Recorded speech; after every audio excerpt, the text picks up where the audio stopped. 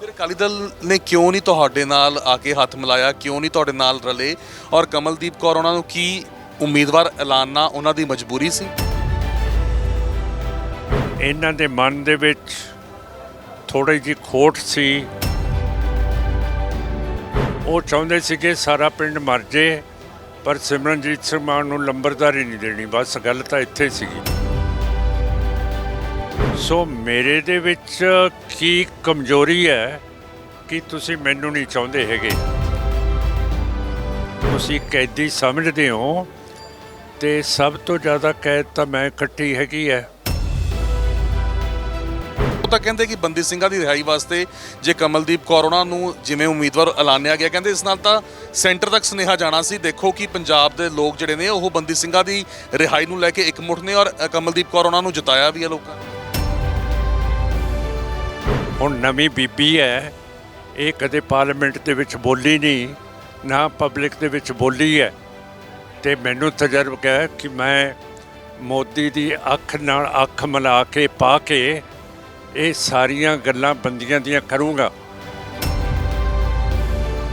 ਪੁੰਨ ਘਰ ਤੋਂ ਸ਼ੁਰੂ ਹੁੰਦਾ ਹੈ ਕਿ ਤੁਸੀਂ ਜੇ ਬੰਦੀਆਂ ਦੀ ਗੱਲ ਕਰਨੀ ਹੈ, ਸਾਡਾ SCPC ਦਾ ਪ੍ਰਧਾਨ ਤੁਸੀਂ ਬਣਾ ਦਿਓ ਭੁੱਲਰ ਸਾਹਿਬ ਨੂੰ। ਸੁਖਬੀਰ ਜੀ, ਤੁਸੀਂ ਵੀ ਆਪਣੀ ਪਦਵੀ ਛੱਡ ਕੇ ਜਿਹੜੇ ਨਵੇਂ MP ਜਿੱਤੇ ਹੈ, MLA ਜਿੱਤੇ ਹੈ, ਜਿਵੇਂ ਆਲੀ ਹੈ ਤੇ ਹੋਰ ਹੈ, ਉਹਨਾਂ ਨੂੰ ਪ੍ਰਧਾਨ ਬਣਾਓ।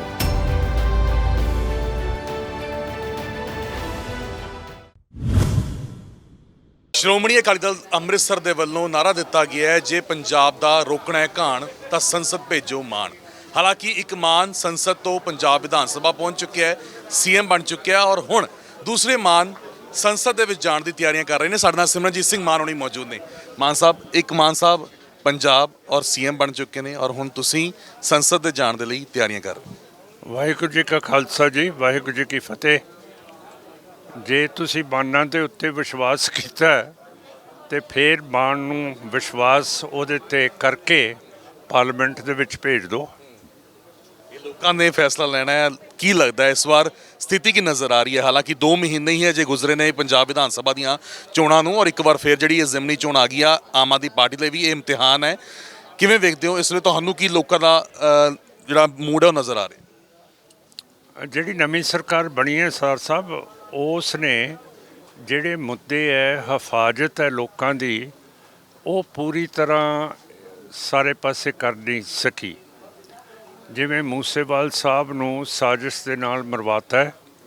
ਜਦੋਂ IB ਦੀ ਵੀ ਰਿਪੋਰਟ ਆ ਗਈ ਸੀ, ਦਿੱਲੀ ਦੀ ਵੀ ਪੁਲਿਸ ਦੀ ਰਿਪੋਰਟ ਆਈ ਸੀ ਕਿ ਮੂਸੇਵਾਲ ਸਾਹਿਬ ਦਾ ਕਤਲ ਹੋਣਾ ਹੈ, ਪਰ ਆਮ ਆਦਮੀ ਪਾਰਟੀ ਦੀ ਸਰਕਾਰ ਨੇ ਉਹਨਾਂ ਦੀ ਸਿਕਿਉਰਿਟੀ ਵਿਡਰਾਅ ਕਰਨ ਲਈ ਵਾਪਸ ਭੇਜਤੀ, ਜਿਹਦਾ ਮਤਲਬ ਹੈ ਕਿ ਅਸੀਂ ਕਹਿ ਸਕਦੇ ਹਾਂ ਕਿ ਪੰਜਾਬ ਸਰਕਾਰ ਦੇ ਵੀ ਫਿਰ ਸਾਜ਼ਿਸ਼ ਸੀਗੀ ਮੂਸੇਵਾਲ ਸਾਹਿਬ ਨੂੰ ਕਤਲ ਕਰਾਉਣ ਦੀ।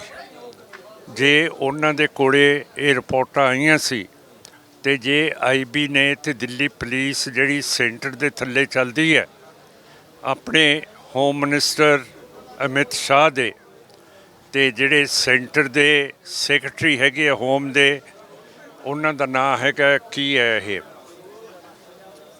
ਭੱਲਾ ਸਾਹਿਬ, ਫਿਰ ਉਹਨਾਂ ਨੇ ਡਾਇਰੈਕਟਲੀ ਇਹ ਕਤਲ ਕਿਉਂ ਨਹੀਂ ਹਟਾਇਆ? ਜਦੋਂ ਤਿਹਾੜ ਜੇਲ੍ਹ ਤੋਂ ਵੀ ਪਤਾ ਲੱਗ ਗਿਆ ਸੀਗਾ ਕਿ ਬਿਸ਼ਨੋਈ ਕੀ ਗੱਲਾਂ ਕਰ ਰਿਹਾ ਹੈਗਾ। ਤੇ ਇਹ ਪੰਜਾਬ ਸਰਕਾਰ ਦੀ ਅਣਗਹਿਲੀ ਹੈ ਤੇ ਸੈਂਟਰ ਸਰਕਾਰ ਦੀ ਵੀ ਅਣਗਹਿਲੀ ਹੈ। ਤੇ ਗੱਲ ਇਹ ਹੈ ਕਿ ਜਿਹੜੇ ਸਿੱਖ ਹੁਣ ਸੰਤ ਜਰਨੈਲ ਸਿੰਘ ਭਿੰਡਰਾਂਵਾਲਿਆਂ ਦੀ ਸੋਚ ਦੇ ਉੱਤੇ ਆ ਰਹੇ ਹੈ ਤੇ ਜਿਹੜੇ ਆਜ਼ਾਦੀ ਦੇ ਪੱਖ ਦੇ ਵਿੱਚ ਬੋਲਣ ਲੱਗ ਪਏ ਹੈ, ਉਹਨਾਂ ਨੂੰ ਸੈਂਟਰ ਕਿਸੇ ਨਾ ਕਿਸੇ ਤਰ੍ਹਾਂ ਸਾਜ਼ਿਸ਼ ਦੇ ਰਾਹੀਂ ਉਹਨਾਂ ਨੂੰ ਸ਼ਹੀਦ ਕਰ ਦਿੰਦਾ ਹੈ। ਜਿਵੇਂ ਭਾਈ ਸੰਦੀਪ ਸਿੰਘ ਸਿੱਧੂ ਨੂੰ ਇਹ ਤੋਂ ਪਹਿਲਾਂ ਕਤਲ ਕਰਾਇਆ ਗਿਆ। ਜਿਸ ਤਰੀਕੇ ਨਾਲ ਤੁਸੀਂ ਸਿੱਧੂ ਮੂਸੇਵਾਲਾ ਦਾ ਜ਼ਿਕਰ ਕੀਤਾ ਔਰ ਨਾਲ ਹੀ ਸੰਤ ਜਰਨੈਲ ਸਿੰਘ ਭਿੰਡਰਾਂਵਾਲਿਆਂ ਦੀ ਸੋਚ ਦਾ ਜ਼ਿਕਰ ਕੀਤਾ, ਹਾਲਾਂਕਿ ਸਿੱਧੂ ਮੂਸੇਵਾਲੇ ਦੀ ਪਾਰਟੀ ਜ਼ਰੂਰ ਕਾਂਗਰਸ ਸੀਗੀ, ਪਰ ਤੁਹਾਡੇ ਨਾਲ ਜ਼ਰੂਰ ਉਹਨਾਂ ਨੇ ਇਹ ਵਾਅਦਾ ਕੀਤਾ ਸੀ ਕਿ ਆ ਕੇ ਮੈਂ ਚੋਣ ਪ੍ਰਚਾਰ ਵੀ ਕਰੂੰਗਾ, 59 11 ਵੀ ਲੈ ਕੇ ਆਊਂਗਾ ਔਰ ਤੁਹਾਡੇ ਵਾਸਤੇ ਮੈਂ ਹੱਕ ਦੇ ਨਹੀਂ ਤੁਹਾਡੇ ਹੱਕ ਦੇ ਵਿੱਚ ਉਤਰਾਂਗਾ। ਹਾਂ, ਉਹਨਾਂ ਨੇ ਕਿਹਾ ਸੀ ਕਿ ਮੈਂ ਟਰਾਲੀ ਲਿਆਉਂਗਾ, ਟਰੈਕਟਰ ਤੇ ਚੜ੍ਹ ਕੇ ਤੁਹਾਨੂੰ ਮਸਤੂਆਣਾ ਸਾਹਿਬ ਤੋਂ ਬਿਠਾ ਕੇ ਟਰਾਲੀ 'ਚ ਤੇ ਤੁਹਾਨੂੰ ਮੈਂ ਲੈ ਕੇ ਜਾਊਂਗਾ ਡਿਪਟੀ ਕਮਿਸ਼ਨਰ ਦੇ ਦਫ਼ਤਰ ਤੇ ਤੁਹਾਡੇ ਮੈਂ ਆਪ ਕਾਗਜ਼ ਭਰਾਊਂਗਾ। ਇਹ ਮੈਨੂੰ ਕਿਹਾ ਸੀਗਾ ਤੇ ਇਹ ਵੀ ਕਿਹਾ ਸੀਗਾ ਕਿ ਬਾਪੂ ਤੂੰ ਕਦੋਂ ਆਏਗਾ ਮੈਨੂੰ ਮਿਲਣ। ਤੇ ਜਿੱਦਣ ਮੈਂ ਮਿਲਣ ਗਿਆ ਅਗਲੇ ਦਿਨ, ਉਦਣ ਮੂਸੇਵਾਲ ਸਾਹਿਬ ਹੈ ਹੀ ਨਹੀਂ ਸੀ, ਵਿਚਾਰਾ ਹੈ ਹੀ ਨਹੀਂ ਸੀਗਾ। ਕਿਹਨੂੰ ਮਿਲਦਾ ਉੱਥੇ? ਇਤਫਾਕ ਸਮਝੀਏ ਕਿ ਵਿਧਾਨ ਸਭਾ ਦੀ ਚੋਣਾਂ ਤੋਂ ਪਹਿਲਾਂ ਦੀਪ ਸਿੱਧੂ ਦਾ ਜਿਹੜਾ ਹੈ ਐਕਸੀਡੈਂਟ ਦੇ ਵਿੱਚ ਉਸ ਦੀ ਮੌਤ ਹੋ ਜਾਂਦੀ ਹੈ ਔਰ ਹੁਣ ਸਿੱਧੂ ਮੂਸੇਵਾਲੇ ਦਾ ਕਤਲ ਇਸ ਤਰੀਕੇ ਨਾਲ ਕਰ ਦਿੱਤਾ ਜਾਂਦਾ। ਹਾਂ, ਗਵਰਨਮੈਂਟ ਆਫ ਇੰਡੀਆ ਤੇ ਹਿੰਦੂਤਵਾ ਸੋਚਦੀ ਹੈ ਕਿ ਸਿਮਰਨਜੀਤ ਸਿੰਘ ਮਾਨ ਤੇ ਇਹਦੇ ਸਾਥੀ ਹੁਣ ਆਪਣੀਆਂ ਉਮਰਾਂ ਖਾ ਬੈਠੇ ਹੈ ਤੇ ਜਿਹੜੇ ਨਵੇਂ ਉੱਭਰਦੇ ਆ ਲੀਡਰ, ਉਹਨਾਂ ਨੂੰ ਉੱਭਰ ਨਾ ਦਈਏ ਤੇ ਉਹਨਾਂ ਨੂੰ ਆਪਣੀ ਜਵਾਨੀ ਦੇ ਵਿੱਚ ਹੀ ਖਤਮ ਕੀਤਾ ਜਾਵੇ। ਤੁਸੀਂ ਉੱਭਰ ਦੇ ਲੀਡਰਾਂ ਦੀ ਗੱਲ ਕੀਤੀ ਔਰ ਨਾਲ ਹੀ ਮੈਂ ਇੱਕ ਸਵਾਲ ਇਹ ਜਾਣਨਾ ਚਾਹੂੰਗਾ ਔਰ ਪੁੱਛਣਾ ਚਾਹੂੰਗਾ ਕਿ ਪੰਥਕ ਧਿਰਾਂ ਇਕੱਠੀਆਂ ਕਿਉਂ ਨਹੀਂ ਹੋਈਆਂ? 10 ਮਈ ਨੂੰ ਕਨਵੈਨਸ਼ਨ ਜਿਹੜੀ ਆ ਉਹ ਰੱਖੀ ਜਾਂਦੀ ਹੈ ਪੰਥਕ ਧਿਰਾਂ ਦੀ ਤੇਜਾ ਸਿੰਘ ਸਮੁੰਦਰੀ ਹਾਲ ਦੇ ਵਿੱਚ, ਤੁਹਾਡੀ ਔਰ ਸੁਖਬੀਰ ਬਾਦਲ ਦੀ, ਔਰ ਜਦੋਂ ਹੋਰ ਬਾਕੀ ਲੀਡਰਾਂ ਦੀ ਇਕੱਠੀ ਤਸਵੀਰ ਆਉਂਦੀ ਹੈ ਤਾਂ ਇੱਦਾਂ ਜਾਪਦਾ ਹੈ ਕਿ ਹਾਂ ਹੁਣ ਪੰਥਕ ਮੁੱਦੇ ਦੇ ਉੱਤੇ ਸਾਰੇ ਇਕਜੁੱਟ ਨਜ਼ਰ ਆ ਰਹੇ ਨੇ, ਪਰ ਇਹ ਇਕਜੁੱਟਤਾ ਚੋਣਾਂ ਤੋਂ ਪਹਿਲਾਂ ਹੀ ਕਿਉਂ ਟੁੱਟ ਜਾਂਦੀ ਹੈ? ਦੇਖੋ, ਮੈਂ ਤਾਂ ਹਮੇਸ਼ਾ ਪੰਥਕ ਯੂਨਿਟੀ ਦੇ ਹੱਕ ਦੇ ਵਿੱਚ ਹੈ। ਤਦੇ 11 ਤਰੀਕ ਨੂੰ ਭਾਈ ਤੇਜਾ ਸਿੰਘ ਸਮੁੰਦਰੀ ਹਾਲ ਦੇ ਵਿੱਚ ਗਿਆ ਸੀਗਾ। ਜਿਹੜੇ SCPC ਦੇ ਪ੍ਰਧਾਨ ਸਾਹਿਬ ਸੀ ਉਹਨਾਂ ਨੇ ਮੈਨੂੰ ਬੁਲਾਇਆ ਸੀ, ਮੈਂ ਤਾਂ ਉੱਥੇ ਪੂਰੀ ਗੱਲ ਕਰਕੇ ਆਇਆ। ਤਾਂ ਉਸ ਤੋਂ ਬਾਅਦ ਇਹਨਾਂ ਨੇ ਸੋਚਿਆ ਕਿ ਸਿਮਰਨਜੀਤ ਸਿੰਘ ਮਾਨ ਨੂੰ ਕਿਉਂ ਇਹਦੀ ਪਾਰਟੀ ਨੂੰ ਅਨਾਉਂਸ ਕੀਤਾ ਕਿ ਇਹ ਸੰਗਰੂਰ ਦਾ ਅਗਲਾ ਕੈਂਡੀਡੇਟ ਹੋਊਗਾ। ਸੋ ਇਹਨਾਂ ਦੇ ਮਨ ਦੇ ਵਿੱਚ ਥੋੜ੍ਹੀ ਜਿਹੀ ਖੋਟ ਸੀ ਤੇ ਇਹ ਮੈਨੂੰ ਬਿਠਾਉਣ ਆਏ ਸੀਗੇ ਤੇ ਮੈਂ ਉਹਨਾਂ ਨੂੰ ਮਜਬੂਰੀ ਦੱਸੀ ਕਿ ਤੁਸੀਂ ਕੈਦੀ ਸਮਝਦੇ ਹੋ ਤੇ ਸਭ ਤੋਂ ਜ਼ਿਆਦਾ ਕੈਦ ਤਾਂ ਮੈਂ ਕੱਟੀ ਹੈਗੀ ਹੈ। 5 ਸਾਲ ਤਾਂ ਸੈਂਟਰ ਦੀ ਕੱਟੀ ਹੈ, 3 ਸਾਲ ਬਿਆਨ ਸਿੰਘ ਦੀ ਕੱਟੀ ਹੈ, ਬਾਦਲ ਦੀ ਕੱਟੀ ਹੈ ਤੇ ਅਮਰਿੰਦਰ ਸਿੰਘ ਦੀ ਕੱਟੀ ਹੈ ਤੇ ਮੈਨੂੰ ਤਜਰਬਾ ਹੈਗਾ ਕਿਹੜੀ ਗੱਲ ਕਰਨੀ ਹੈ। ਤੇ ਸਾਡੀ ਪਾਰਟੀ 336 ਦਿਨਾਂ ਤੋਂ ਬਰਗਾੜੀ ਦੇ ਵਿੱਚ ਮੋਰਚੇ 'ਚ ਬੈਠੀ ਹੈ। ਅਸੀਂ ਕਹਿੰਦੇ ਹਾਂ ਕਿ ਬੰਦੀਆਂ ਨੂੰ ਛੱਡਿਆ ਜਾਵੇ। ਸੋ ਮੇਰੇ ਦੇ ਵਿੱਚ ਕੀ ਕਮਜ਼ੋਰੀ ਹੈ ਕਿ ਤੁਸੀਂ ਮੈਨੂੰ ਨਹੀਂ ਚਾਹੁੰਦੇ ਹੈਗੇ? ਉਹ ਚਾਹੁੰਦੇ ਸੀਗੇ ਸਾਰਾ ਪਿੰਡ ਮਰ ਜੇ ਪਰ ਸਿਮਰਨਜੀਤ ਸਿੰਘ ਮਾਨ ਨੂੰ ਲੰਬਰਦਾਰੀ ਨਹੀਂ ਦੇਣੀ, ਬਸ ਗੱਲ ਤਾਂ ਇੱਥੇ ਸੀਗੀ। ਇੱਦਾਂ ਕਿਉਂ ਤੁਹਾਨੂੰ ਜਾਪਿਆ? ਔਰ ਉਹ ਤਾਂ ਕਹਿੰਦੇ ਕਿ ਬੰਦੀ ਸਿੰਘਾਂ ਦੀ ਰਿਹਾਈ ਵਾਸਤੇ ਜੇ ਕਮਲਦੀਪ ਕੌਰ ਉਹਨਾਂ ਨੂੰ ਜਿਵੇਂ ਉਮੀਦਵਾਰ ਐਲਾਨਿਆ ਗਿਆ, ਕਹਿੰਦੇ ਇਸ ਨਾਲ ਤਾਂ ਸੈਂਟਰ ਤੱਕ ਸੁਨੇਹਾ ਜਾਣਾ ਸੀ। ਦੇਖੋ ਕਿ ਪੰਜਾਬ ਦੇ ਲੋਕ ਜਿਹੜੇ ਨੇ ਉਹ ਬੰਦੀ ਸਿੰਘਾਂ ਦੀ ਰਿਹਾਈ ਨੂੰ ਲੈ ਕੇ ਇਕਮੁੱਠ ਨੇ ਔਰ ਕਮਲਦੀਪ ਕੌਰ ਉਹਨਾਂ ਨੂੰ ਜਿਤਾਇਆ ਵੀ ਹੈ ਲੋਕਾਂ ਨੇ। ਬੀਬੀ ਕਮਲਦੀਪ ਕੌਰ ਨੂੰ 2014 ਪਾਰਲੀਮੈਂਟਰੀ ਇਲੈਕਸ਼ਨਾਂ ਦੇ ਵਿੱਚ ਖੜੇ ਹੋਏ ਸੀਗੇ ਤੇ ਉਸ ਵੇਲੇ ਬਾਦਲ ਦਲ ਦੇ ਨੇ ਉਹਨਾਂ ਨੂੰ ਟਿਕਟ ਨਹੀਂ ਦਿੱਤੀ, ਉੱਥੇ ਦਿੱਤੀ ਦੀਪ ਢਿੱਲੋਂ ਨੂੰ। ਤੇ ਜੇ ਬੀਬੀ ਜੀ ਦੇ ਨਾਲ ਇੰਨੀ ਵਫਾਦਾਰੀ ਸੀਗੀ ਤੇ ਫਿਰ 2014 ਦੇ ਵਿੱਚ ਟਿਕਟ ਕਿਉਂ ਨਹੀਂ ਦਿੱਤੀ ਹੈਗੀ? ਤੇ ਜਿਹੜਾ ਮੈਨੂੰ ਤਜਰਬਾ ਹੈਗਾ ਪਾਰਲੀਮੈਂਟ ਦੇ ਵਿੱਚ ਬੋਲਣ ਦਾ, ਤਾਂ ਜਿਹੜਾ 336 ਦਿਨਾਂ ਤੋਂ ਸਾਡਾ ਮੋਰਚਾ ਚੱਲ ਰਿਹਾ ਬੰਦੀ ਛੁਡਾਉਣ ਦਾ, ਤੇ ਇਹਦੇ ਵਿੱਚ ਕੀ ਕਮੀ ਹੈ? ਹੁਣ ਨਵੀਂ ਬੀਬੀ ਹੈ, ਇਹ ਕਦੇ ਪਾਰਲੀਮੈਂਟ ਦੇ ਵਿੱਚ ਬੋਲੀ ਨਹੀਂ, ਨਾ ਪਬਲਿਕ ਦੇ ਵਿੱਚ ਬੋਲੀ ਹੈ। ਤੇ ਮੈਨੂੰ ਤਜਰਬਾ ਹੈ ਕਿ ਮੈਂ ਮੋਦੀ ਦੀ ਅੱਖ ਨਾਲ ਅੱਖ ਮਿਲਾ ਕੇ ਪਾ ਕੇ ਇਹ ਸਾਰੀਆਂ ਗੱਲਾਂ ਬੰਦੀਆਂ ਦੀਆਂ ਕਰੂੰਗਾ। ਜਦੋਂ ਮੈਂ ਪਹਿਲਾਂ MP ਸੀਗਾ ਉਸ ਵੇਲੇ ਭੁੱਲਰ ਸਾਹਿਬ ਨੂੰ ਫਾਂਸੀ ਆਉਣੀ ਸੀਗੀ ਤੇ ਮੈਂ ਬਾਦਲ ਸਾਹਿਬ ਨੂੰ ਨਾਲ ਲੈ ਕੇ ਗਿਆ, ਟੋੜਾ ਸਾਹਿਬ ਨੂੰ ਲੈ ਕੇ ਗਿਆ, ਸਾਰੇ ਜਿੰਨੇ ਵੀ ਢੀਂਡਸਾ ਸਾਹਿਬ ਸੀਗੇ, ਉਸ ਵੇਲੇ ਹੋਮ ਮਿਨਿਸਟਰ ਅਡਵਾਨੀ ਸੀਗਾ ਤੇ ਉਹਨਾਂ ਦੇ ਕੋਲੇ ਗਿਆ ਕਿ ਇਹਨੂੰ ਫਾਂਸੀ ਨਹੀਂ ਮਿਲਣੀ ਚਾਹੀਦੀ ਤੇ ਉਹ ਫਾਂਸੀ ਰੁਕ ਗਈ ਸੀਗੀ। ਸੋ ਜੇ ਤਜਰਬੇ ਦੀ ਗੱਲ ਕਰਦੇ ਹੋ ਤੇ ਸਿਮਰਨਜੀਤ ਸਿੰਘ ਮਾਨ ਕੋਲੇ ਕਿਹੜਾ ਘੱਟ ਤਜਰਬਾ ਹੈਗਾ ਜਦੋਂ ਸਾਰੀ ਉਮਰ ਕੰਮ ਹੀ ਉਹਨੇ ਬੰਦੀਆਂ ਦਾ ਕੀਤਾ ਹੈਗਾ। ਫਿਰ ਅਕਾਲੀ ਦਲ ਨੇ ਕਿਉਂ ਨਹੀਂ ਤੁਹਾਡੇ ਨਾਲ ਆ ਕੇ ਹੱਥ ਮਿਲਾਇਆ, ਕਿਉਂ ਨਹੀਂ ਤੁਹਾਡੇ ਨਾਲ ਰਲੇ? ਔਰ ਕਮਲਦੀਪ ਕੌਰ ਉਹਨਾਂ ਨੂੰ ਕੀ ਉਮੀਦਵਾਰ ਐਲਾਨਣਾ ਉਹਨਾਂ ਦੀ ਮਜਬੂਰੀ ਸੀ? ਫਿਰ ਇਹ ਤਾਂ ਉਹਨਾਂ ਨੂੰ ਪੁੱਛੋ ਜੀ। ਮੈਂ ਤਾਂ ਤੁਹਾਨੂੰ ਦੱਸਦਾ ਕਿ 2014 'ਚ ਉਹ ਵਿਚਾਰੀ ਬੀਬੀ ਨੂੰ ਇਕੱਲਾ ਕਿਉਂ ਛੱਡਤਾ ਉੱਥੇ, ਢਿੱਲੋਂ ਨੂੰ ਕਿਉਂ ਟਿਕਟ ਦੇਤੀ? ਤੁਸੀਂ ਉਹਨਾਂ ਨੂੰ ਕਿਹਾ ਨਹੀਂ ਕਿ ਤੁਸੀਂ ਮੈਨੂੰ ਸਮਰਥਨ ਕਰ ਦਿਓ ਕਮਲਦੀਪ ਕੌਰ ਉਹਨਾਂ ਨੂੰ ਨਾ ਮੈਦਾਨ 'ਚ ਉਤਾਰੋ, ਤੁਸੀਂ ਮੇਰੇ ਨਾਲ ਆ ਜਾਓ, ਸਾਰੀ ਪੰਥਕ ਧਿਰਾਂ ਇਕੱਠੀਆਂ ਹੋ ਜਾਂਦੀਆਂ? ਮੈਂ ਉਹਨਾਂ ਨੂੰ ਕਿਹਾ ਸੀ charity begins at home. Punjabi ਦੇ ਵਿੱਚ ਉਹਦਾ ਮਤਲਬ ਹੈ ਕਿ ਪੁੰਨ ਘਰ ਤੋਂ ਸ਼ੁਰੂ ਹੁੰਦਾ ਹੈ।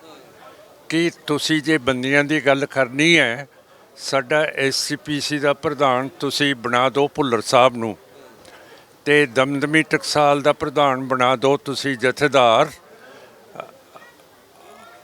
ਲੋਹਾਰਾ ਸਾਹਿਬ ਨੂੰ, ਤੇ ਤਖਤ ਸਾਹਿਬ ਦਾ ਜਥੇਦਾਰ ਬਣਾ ਦਿਓ ਤੁਸੀਂ ਹਵਾੜਾ ਸਾਹਿਬ ਨੂੰ। ਤੇ ਸੁਖਬੀਰ ਜੀ ਤੁਸੀਂ ਵੀ ਆਪਣੀ ਪਦਵੀ ਛੱਡ ਕੇ ਜਿਹੜੇ ਨਵੇਂ MP ਜਿੱਤੇ ਐ, MLA ਜਿੱਤੇ ਹੈ, ਜਿਵੇਂ ਆਲੀ ਹੈ ਤੇ ਹੋਰ ਹੈ, ਉਹਨਾਂ ਨੂੰ ਪ੍ਰਧਾਨ ਬਣਾਓ। ਤਾਂ ਗੱਲ ਹੋਊਗੀ ਕਿ ਤੁਸੀਂ ਬੰਦੀਆਂ ਦੇ ਹੱਕ 'ਚ ਹੈ। ਸਿਰਫ ਸਿਮਰਜੀਤ ਸਿੰਘ ਮਾਨ ਨੂੰ ਲੰਬਰਦਾਰੀ ਨਾ ਦੇਣ ਤੋਂ ਤੁਸੀਂ ਇੰਨੀ ਖੇਚਲ ਕਰਦੇ ਹੋ। ਪਹਿਲਾਂ ਆਪਾਂ ਪਾਲਿਸੀ ਬਣਾ ਲਈਏ ਕਿ ਸਾਰੇ ਆਪਾਂ ਆਪਣੀਆਂ ਗੱਦੀਆਂ ਛੱਡੀਏ ਤੇ ਬੰਦੀਆਂ ਨੂੰ ਉੱਤੇ ਬਿਠਾਈਏ, ਤੇ ਉਹ ਤੁਸੀਂ ਕਰਨ ਨੂੰ ਤਿਆਰ ਨਹੀਂ। ਵਿਚਾਰਧਾਰਾਵਾਂ ਦੀ ਗੱਲ ਕਰੀਏ, ਵੱਖੋ-ਵੱਖ ਵਿਚਾਰਧਾਰਾਵਾਂ ਤੁਹਾਡੀਆਂ ਨੇ, ਅਕਾਲੀ ਦਲ ਦੀਆਂ ਨੇ, ਪਰ ਇੱਕ ਪਲੇਟਫਾਰਮ ਦੇ ਉੱਤੇ ਜਦੋਂ ਇਕੱਠੇ ਆ ਰਹੇ ਸੀ ਤਾਂ ਲੱਗਦਾ ਸੀ ਉਹ ਚੀਜ਼ਾਂ ਚੇਂਜ ਹੋ ਜਾਂਦੀਆਂ, ਉਹ ਚੀਜ਼ਾਂ ਨੂੰ ਭੁਲਾਇਆ ਜਾ ਸਕਦਾ ਸੀਗਾ, ਜਾਂ ਤੁਹਾਡੇ ਵੱਲੋਂ ਇਹੀ ਸੀਗਾ ਕਿ ਇਹ ਇੱਕ ਪਲੇਟਫਾਰਮ ਦੇ ਉੱਤੇ ਇਹ ਚੀਜ਼ ਕਦੀ ਆ ਹੀ ਨਹੀਂ ਸਕਦੀ? ਇਹ ਆਉਣੀ ਪਊਗੀ ਕਿਉਂ ਕਰਕੇ 11 ਤਰੀਕ ਨੂੰ ਜਿਹੜੀ ਤੇਜਾ ਸਿੰਘ ਸਮੁੰਦਰੀ ਹਾਲ ਦੇ ਵਿੱਚ ਸਾਡੀ ਮੀਟਿੰਗ ਹੋਈ ਸੀ, ਉੱਥੇ ਮੈਂ ਖਾਲਿਸਤਾਨ ਦੀ ਗੱਲ ਕਰ ਦਿੱਤੀ ਸੀਗੀ। ਸਾਰਿਆਂ ਨੇ ਹਾਂ ਪੱਕੀ ਹੰਗਾਰਾ ਭਰਿਆ। ਉਸ ਤੋਂ ਬਾਅਦ ਸਰਦਾਰ ਸੁਖਬੀਰ ਸਿੰਘ ਮੇਰੇ ਬਾਅਦ 'ਚ ਬੋਲੇ। ਜੇ ਉਹਨਾਂ ਦੇ ਮਨ ਦੇ ਵਿੱਚ ਕੋਈ ਖਾਲਿਸਤਾਨ ਬਾਰੇ ਖੋਟ ਸੀ ਤੇ ਫਿਰ ਉਹ ਬੋਲ ਸਕਦੇ ਸੀਗੇ, ਪਰ ਕਿਸੇ ਨੇ ਵੀ, ਧੁੰਮੇ ਨੇ, SCPC ਦੇ ਪ੍ਰਧਾਨ ਨੇ ਬਿਲਕੁਲ ਖਾਲਿਸਤਾਨ ਦੀ ਮੁਖਾਲਫਤ ਨਹੀਂ ਕੀਤੀ ਹੈ। ਅੱਗੇ ਜੇ ਇੱਥੋਂ ਦੀ ਜਿੱਤ ਹਾਸਲ ਹੁੰਦੀ ਹੈ ਮਾਨ ਸਾਹਿਬ, ਕਿਹੜੇ ਮੁੱਦੇ ਅਜਿਹੇ ਨੇ ਜਿਹੜੇ ਤੁਸੀਂ ਸਦਨ ਦੇ ਵਿੱਚ ਰੱਖੋਗੇ, ਸੰਸਦ ਦੇ ਵਿੱਚ ਰੱਖੋਗੇ? ਇੱਕ ਵਾਰ ਤੁਸੀਂ ਸੰਗਰੂਰ ਤੋਂ ਜਿੱਤ ਹਾਸਲ ਕਰ ਚੁੱਕੇ ਹੋ, ਕਿਲ੍ਹਾ ਫਤਿਹ ਕਰ ਚੁੱਕੇ ਹੋ, ਹੁਣ ਦੁਬਾਰਾ ਜੇ ਕਿਲ੍ਹਾ ਫਤਿਹ ਹੁੰਦਾ ਤਾਂ ਕਿਹੜੇ ਮੁੱਦੇ ਖਾਸ ਤੌਰ ਦੇ ਉੱਤੇ ਤੁਹਾਡੇ ਵੱਲੋਂ ਰੱਖੇ ਜਾਣਗੇ? ਇੱਕ ਤਾਂ ਜੀ ਕਿਸਾਨਾਂ ਦੇ ਰੱਖੇ ਜਾਣਗੇ ਕਿ ਬਾਰਡਰ ਸਾਡਾ ਖੋਲ੍ਹਿਆ ਜਾਵੇ। ਇੰਟਰਨੈਸ਼ਨਲ ਜਿਹੜਾ ਵਰਲਡ ਟ੍ਰੇਡ ਆਰਗੇਨਾਈਜੇਸ਼ਨ ਹੈ, ਉਹਨੇ ਕਿਹਾ ਕਿ ਬਾਰਡਰ ਸਾਰੇ ਦੇਸ਼ ਟ੍ਰੇਡ ਦੇ ਲਈ ਖੋਲ੍ਹਣ। ਉਹਦੇ ਉੱਤੇ ਇੰਡੀਆ ਨੇ ਦਸਤਖਤ ਕੀਤੇ ਹੋਏ ਆ, ਤੇ ਜੇ ਸਾਡੇ ਬਾਰਡਰ ਖੁੱਲ੍ਹ ਜਾਂਦੇ ਹੈ, ਕਿਸਾਨਾਂ ਦੀਆਂ ਜਿਨਸਾਂ ਬਾਹਰ ਦੇ ਮੁਲਕਾਂ 'ਚ ਜਾ ਸਕਦੀਆਂ। ਅੱਜ ਪਾਕਿਸਤਾਨ ਦੇ ਵਿੱਚ ਤੋਟ ਹੈ ਕਣਕ ਦੀ, ਤੇ ਕਣਕ ਆ ਰਹੀ ਹੈ ਰੂਸ ਤੋਂ। ਸਾਡਾ ਬੰਨਾ ਲੱਗਦਾ ਪਾਕਿਸਤਾਨ ਦੇ ਨਾਲ, ਤੇ ਅਸੀਂ ਤਾਂ ਹੱਥੋਂ ਹੱਥ ਉੱਧਰ ਇਹ ਕਣਕ ਭੇਜ ਸਕਦੇ ਹੈਗੇ ਆ। ਤੇ ਇਸ ਤਰ੍ਹਾਂ ਜਿਹੜੇ ਸਾਡੇ ਲਾਲੇ ਬਾਣੀਏ ਆ, ਉਹਨਾਂ ਦੇ ਹੱਥ ਦੇ ਵਿੱਚ ਹੋਰ ਮੁਨਾਫਾ ਆਊਗਾ ਤੇ ਟ੍ਰੇਡ ਆਊਗੀ। ਤੇ ਜਿਹੜੇ ਸਾਡੇ ਬੇਰੁਜ਼ਗਾਰ ਨੌਜਵਾਨ ਹੈ, ਉਹ ਟਰਾਂਸਪੋਰਟ ਦੇ ਵਿੱਚ ਲੱਗਣਗੇ। ਸਾਡੀ ਜਿਹੜੀ ਨੌਜਵਾਨੀ ਬੇਰੁਜ਼ਗਾਰੀ ਦੇ ਵਿੱਚ ਫਸੀ ਹੋਈ ਹੈ, ਉਹ ਵੀ ਆਰੇ ਲੱਗੂਗੀ। ਸਾਡੇ ਕਿਸਾਨ, ਜਦੋਂ ਇਹਨਾਂ ਨੂੰ ਪੈਸਾ ਆਪਣੀ ਕਣਕ ਦਾ ਵਧੀਆ ਮਿਲਣ ਲੱਗ ਪਿਆ, ਇਹਨਾਂ ਦੇ ਕਰਜ਼ੇ ਟੁੱਟ ਕੇ ਤੇ ਖਤਮ ਹੋ ਜਾਣਗੇ। ਤੇ ਜਿਹੜੇ ਸਾਡੇ ਕਿਸਾਨ ਮਜ਼ਦੂਰ ਹੈ, ਉਹਨਾਂ ਦੀ ਵੀ ਖੱਟੀ ਬਹੁਤ ਜ਼ਿਆਦਾ ਹੋ ਜਾਊਗੀ, ਤੇ ਸਾਡੇ ਪੰਜਾਬ ਨੂੰ ਰੰਗ ਲੱਗ ਜੂਗਾ। ਸੋ ਇਹ ਬਹੁਤ ਇੰਪੋਰਟੈਂਟ ਚੀਜ਼ਾਂ ਹੈਗੀਆਂ ਜਿਹੜੀਆਂ ਕਰਨੀਆਂ ਉੱਥੇ ਹੈਗੀਆਂ ਆਪਾਂ ਨੇ। ਲੱਗਦਾ ਕਿ ਕੇਂਦਰ ਇਸ ਤਰੀਕੇ ਦੇ ਨਾਲ ਤੁਹਾਡੇ ਸਹਿਯੋਗ ਦੇ ਪਾਊਗੀ, ਕਿਉਂਕਿ ਕੇਂਦਰ ਦੇ ਵੱਲੋਂ ਲਗਾਤਾਰ ਪੰਜਾਬ ਨਾਲ ਜੋ ਹੈ ਉਹ ਮਤਰਈ ਮਾਂ ਵਾਲਾ ਵਤੀਰਾ ਕੀਤਾ ਜਾਂਦਾ ਹੈ। ਮੰਗਾਂ ਜ਼ਰੂਰ ਰੱਖੀਆਂ ਜਾਂਦੀਆਂ ਨੇ ਪਰ ਸਿਰੇ ਉਹਨੂੰ ਨਹੀਂ ਚੜਾਇਆ ਜਾਂਦਾ। ਤਾਂ ਜੇ ਤੁਸੀਂ ਜਾਂਦੇ ਹੋ ਤਾਂ ਤੁਹਾਨੂੰ ਉਹ ਗਰੰਟਾਂ ਦੇਣਗੇ, ਤੁਹਾਡੀਆਂ ਮੰਗਾਂ ਦੇ ਉੱਤੇ ਉਹ ਸਵੀਕਾਰ ਕਰਨਗੇ, ਕਿਉਂਕਿ ਭਾਜਪਾ ਕਹਿੰਦੀ ਹੈ ਅਸੀਂ ਇੱਥੇ ਏਅਰਪੋਰਟ ਬਣਾ ਦੇਵਾਂਗੇ, ਅਸੀਂ ਕਿਸਾਨਾਂ ਦੇ ਵਾਸਤੇ ਵੱਡੇ ਐਲਾਨ ਕਰਾਂਗੇ। ਤਾਂ ਕਿਵੇਂ ਵੇਖਦੇ ਹੈਗੇ ਹੋ ਤੁਸੀਂ? ਹਾਂ, ਏਅਰਪੋਰਟ ਬਣਾਉਣਗੇ ਕਿ ਸਾਡੇ ਲੋਕ ਹੋਰ ਉੱਜੜ ਜਾਣ। ਤੇ ਹੁਣ ਤੁਸੀਂ ਮੈਨੂੰ ਪੁੱਛਿਆ ਤੇਰਾ ਫਾਇਦਾ ਉੱਥੇ ਕੀ ਹੋਊਗਾ। ਹੁਣ ਤੁਸੀਂ ਮੈਨੂੰ ਕਿੰਨੀਆਂ ਸਵਾਲ ਪੁੱਛੇ ਹੈ ਜਿਹਦੇ ਦਲੀਲ ਦੇ ਨਾਲ ਜਵਾਬ ਦਿੱਤੇ ਹੈ, ਤੇ ਇਹ ਤੁਸੀਂ ਇਹ ਨਹੀਂ ਕਹਿ ਸਕਦੇ ਕਿ ਮੇਰੀ ਇੰਟਰਵਿਊ ਸਫਲ ਹੋਊਗੀ। ਇਹ ਤਾਂ ਲੋਕ ਦੇਖਣਗੇ ਕਿ ਇਹਦੀ ਸਫਲਤਾ ਹੁੰਦੀ ਹੈ ਕਿ ਨਹੀਂ। ਤੇ ਜਦੋਂ ਮੈਂ ਪਾਰਲੀਮੈਂਟ 'ਚ ਜਾਊਂਗਾ ਫਿਰ ਲੋਕਾਂ ਨੂੰ ਪਤਾ ਹੋਊਗਾ ਕਿ ਮੈਂ ਸਫਲ ਹਾਂ ਕਿ ਨਹੀਂ। ਹੁਣ ਮੈਂ ਕਿਵੇਂ ਕਹਿ ਦਾਂ, ਜਾਂ ਤੁਸੀਂ ਕਿਵੇਂ ਕਹਿ ਦੋਗੇ ਕਿ ਅੱਜ ਤੁਹਾਡੀ ਇੰਟਰਵਿਊ ਬਹੁਤ ਸਫਲ ਹੈ।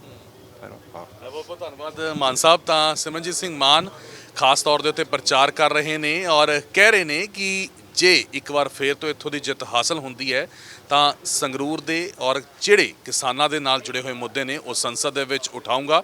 ਔਰ ਨਾਲ ਹੀ ਉਹਨਾਂ ਦੇ ਵੱਲੋਂ ਕਿਹਾ ਗਿਆ ਕਿ ਮੇਰੇ ਕੋਲ ਤਜਰਬਾ ਪਿਛਲਾ ਹੈ, ਪੁਰਾਣਾ ਹੈ, ਤਾਂ ਮੈਂ ਵੀ ਬੰਦੀ ਸਿੰਘਾਂ ਦੀ ਰਿਹਾਈ ਦੀ ਗੱਲ ਚੱਕ ਸਕਦਾ, ਕਰ ਸਕਦਾ। ਕੈਮਰਾ ਪਰਸਨ ਬਲਜਿੰਦਰ ਦੇ ਨਾਲ ਗਗਨਦੀਪ ਸਿੰਘ, ਪ੍ਰੋ ਪੰਜਾਬ ਟੀਵੀ, ਸੰਗਰੂਰ।